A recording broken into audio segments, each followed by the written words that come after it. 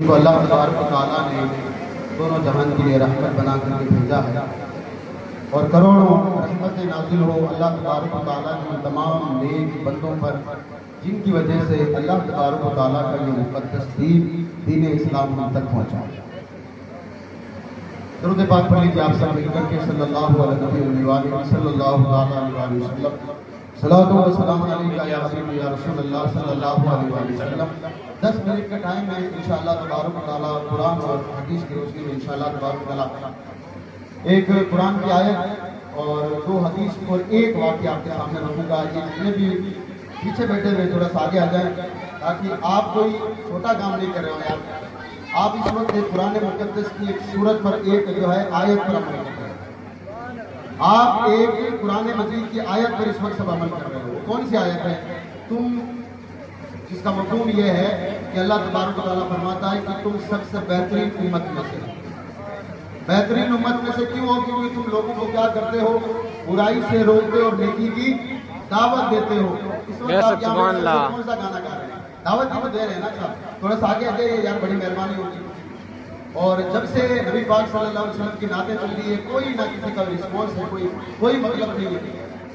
खास करके वो जो टेबल पर बैठे हुए मैं अलग नहीं दूंगा, नाम सबका ले लेकर अलग नहीं दूंगा। आप आगे आ जाए, बड़ी मेहरबानी होगी। सिर्फ 10 मिनट लेंगे आपका, 10 मिनट के बाद आप सिर्फ 10 मिनट आइए, थोड़ा सा आगे आइए, के बीच में जगह पड़ी, आइए आगे। दरूद पाक पढ़िए आप सल्लल्लाहु अलैहि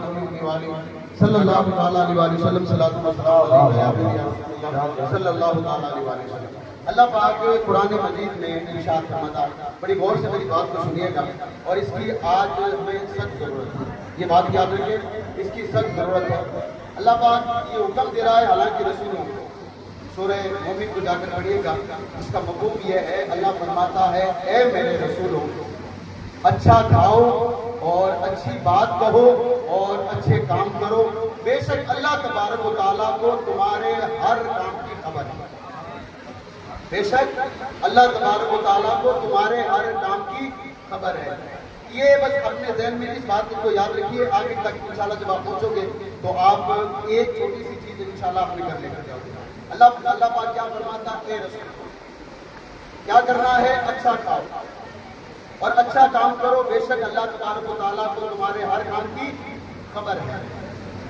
अब यहाँ जब हम इस कुरान मजीद की जब हम तफसीर पढ़ते हैं, तर्जुमे से आज काम नहीं चलता। बात बता दूं, तर्जुमे से कई लोग जहाँ गुमराह हुए वो अलग चीज है।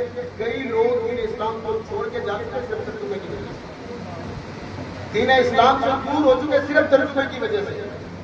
आपको ये बता दिया जाता है, आपको एक छोटा सा जो है मीठा गोली दे दिया जाता है कि जब कुरान को तर्जुमे से पढ़ लो।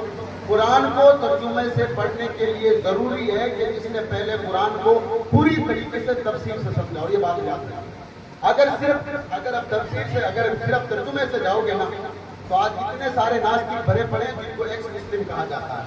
आप अपने मोबाइल की जब स्क्रीन को जो है मतलब अपने हाथों से चलाते हैं तो दिन में एक आध मरतबा आपके सामने कोई ना कोई बंदा ऐसा आता है जिसके आगे नाम लिखा होता है एक्स मुस्लिम। उसका कहने का मतलब क्या है? मैं पहले मुसलमान था, मैंने कुरान को तर्जुमे के साथ पढ़ा, मैं दीन से दूर हूँ। क्या मतलब हुआ इसका?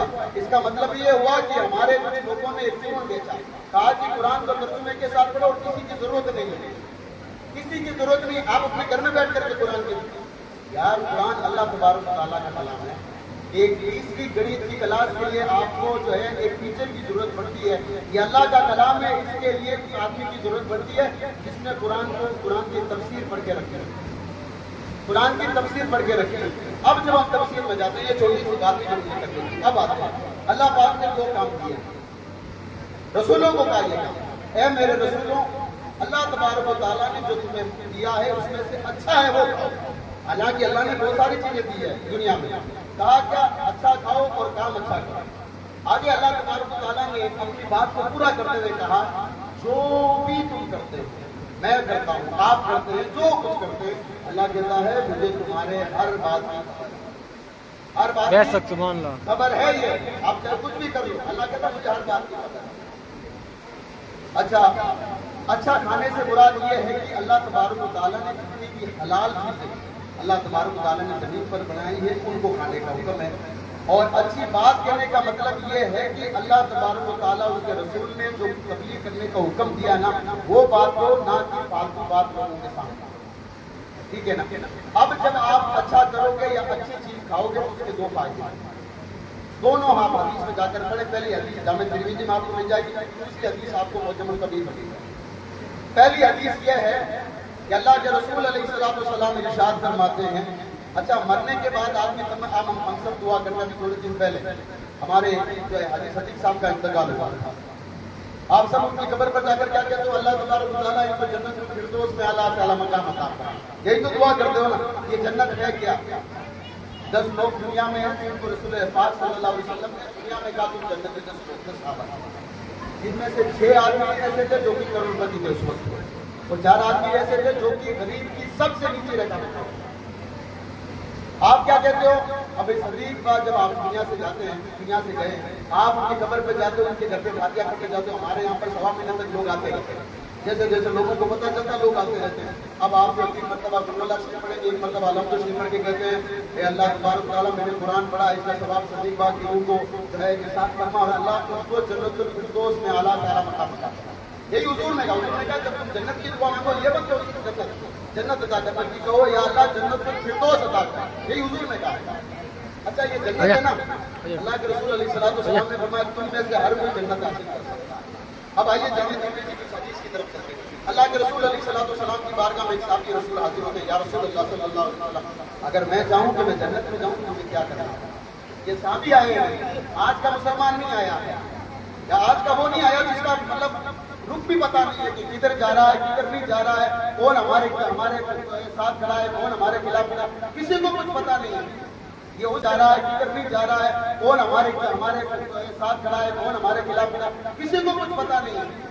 ये उसकी बात नहीं हो रही है। अल्लाह के रसूल अलैहिस्सलातु वस्सलाम की बारगाह में साहबी आ रहा है जिन्होंने हुजूर को देखा और जिनके बारे में कुरान क्या कहता है, कुरान क्या कहता है, जो अल्लाह के रसूल अलैहिस्सलातु वस्सलाम के जितने साथी थे अल्लाह ने उनसे जन्नत से वादा किया, जन्नत का वादा किया।